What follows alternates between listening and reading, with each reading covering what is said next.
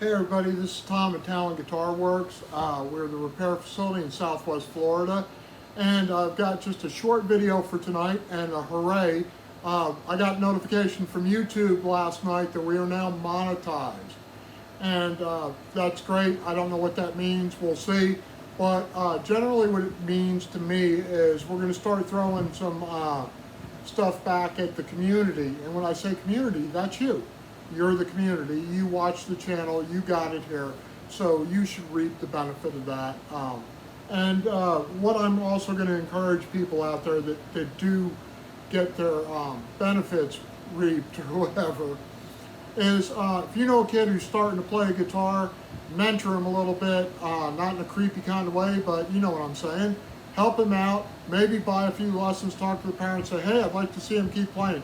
Here's some bucks for lessons, or look, I got this free tuner or free whatever from Talent Guitar Works, and I think I'll pass it on to him so he has a more eventful experience while he's on his path to becoming one of us, which he is, right? Musician, guitar player, bass player, whatever, rock enthusiast, if you will, and probably a better human being because of it. No offense to all you tone-deaf humans out there, love you too. So some of the things, I stopped in to see my buddy, Ken Guinta. Ken owns Ace Percussion down on Tamiami Trail in Port Charlotte. It's specifically a drums store, and I talked about specialization before. And when I went in there today, I said, Ken, I need to get rid of this, this guitar. If you remember from previous, this is the Indonesian husk from Fender with the locking tuners on the back of it. Yeah, look, locking tuners. Set neck. It's got a 16-inch radius fretboard on it. It's got a set of USA Kent Armstrong hand-wound vintage 12 pickups. And it's 12 because it's got 12 adjustable pole pieces on it. It's got the Goto bridge, which is the only one that will fit on this. So if you're thinking about this guitar and say, I want to put a different bridge on, don't do it. It's got one volume, one tone, and a three-way switch, and through body string, and it's got a nice compartment in there. It's still got the plastic on it. So this is going to be hanging down there. Oh, I forgot the nut. It's got one of those quasi-bone, whatever they are, nuts, simulated shit. It's got a bound body, top, and bound neck. Really pretty guitar for somebody. I got it as my recovery guitar after my heart surgery, and I bought the husk because I always said I'm going to buy a husk from Stratosphere. Now, Stratosphere is only on eBay. They used to have their own webpage. They shut it down. If anybody knows somebody at Stratosphere, I'd love to talk to them more. But basically, right out of the box, I paid $5.99 for this husk, which was the neck and the body and the nut and the frets and all that stuff were on, obviously. Everything else I added to it. So I'm going to try and get $900 with a brand new Fender gig bag for this guitar, and you're only going to be able to see it, play it, and mess around with it down at Ken Guinta's shop in Port Charlotte, and that's Ace Percussion. And what Ken said was that's where all the rock stars go. So let me put this out of the way. All right, our next victim for tonight is also from Stratosphere. And right after I made the video where I talked about I don't do water slide decals and all that, I had somebody call me and say, can you put a water slide decal on my stuff? And I was like, no. And we got into the conversation on exactly what is the difference between a water slide decal and, see if we can get that in there, and the real thing. And it's right about $100. So if you have a Fender, and this guy's got a Fender, and it's a Mexican, and he didn't like the neck, I got this neck, and he likes this neck. I want to say with shipping it was $299, $300. Some people are going to go, I could get a whole guitar for that. Stop.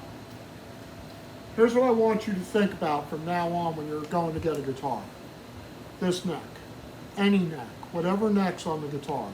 The biggest discrepancy we have on the 3 guitar tiers out there that Reverb posts every year, and that is new electric guitar sales and then resales, is you're going to find out that people buy a lot of guitars to find out they don't like the neck, and they try to bring them back in. And this is true with Paul Reed Smith, just like it is Epiphone and Gibson and Fender and everybody else. So become an educated consumer, know what that pocket of your hand is like and what kind of neck it accepts and what's comfortable to you without cramping up after playing for 30 minutes. Write all that down along with your fretboard radius. That's going to be your neck unless you're 5 years old or 9 years old, probably for the rest of your life. So, having said that, if you don't have to buy an X number of guitars and you could just get that guitar with the right neck or 2 guitars with the right neck, is your life infinitely easier? Probably. Now, I'll still have a bunch of guitars. Doesn't matter. It's an addiction with me. So that's our Fender neck, and that came from Stratosphere. Now, there are also, I talk about the Mighty Mite necks I get from Stratosphere. And if you don't need a logo on your headstock, that's a great way to go. I did the True Oil thing. Jim got his guitar back. He loves it. He's playing it now. Now, another guitar coming in. And I get a lot of questions on this, and I had a lot in the comments that said, hey man, some of these are really cool topics, but we really like it when you hone in on how to do something. And I was like, all right, cool, that's what I'm here for, kind of. Now, I don't know if you could see it on this guitar, but this guitar has an owie right here. And this is a Parker Fly. And Parker's out of business except for Japan. And this is the Korean version of the Fly.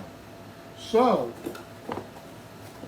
customer dropped it. He said, I tried to fix it, and if you saw the discoloration around the wound there, what that was he tried to use enamel paint. And you can't use enamel paint. I talk about mixing paints, and it's always a bad thing. All right, the first thing you have to determine on any guitar, if you can't go directly to the manufacturer and find out, because sometimes it seems like there's a shroud of bullshit on what's nitrocellulose and what's not. If you take acetone to nitrocellulose, it will dissolve it. So if you go in some hidden spot in one of the cavities with a Q-tip with some acetone, and that paint melts away to the Q-tip, that's nitrocellulose lacquer. If it doesn't, and I hate when people say this, it's an automobile or automotive urethane finish. It's not a polyurethane, it's urethane. There's a difference. There's a difference in the quality. There's a difference in how long it lasts. So what I'll be doing with this guitar is I will be bringing this divot back up to level after I sand out that enamel, and using clear packing tape, I'm going to drop fill automotive black gloss urethane in there and let it harden up. And then once I do one side along the edge and get that to where I need it a little bit proud of the surface, then I'll switch and tape it off and go to the top and get that a little proud.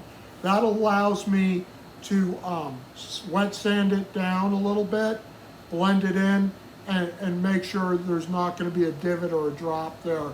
And that's the key when you're drop filling. If you're drop filling something, it will form what scientists call a lemniscus.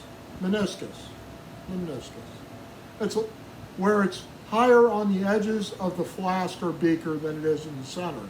And it will do the same thing with this pothole in the guitar. It will come up right up to the edge on all around the edges of it and be level, and then it will drop in the center. So you really have to bring that up. Now the trick to do that I learned with gel coat on boats many years ago. And that is fill it up, take the clear piece of packing tape, run it over it, flatten it out, let it cook.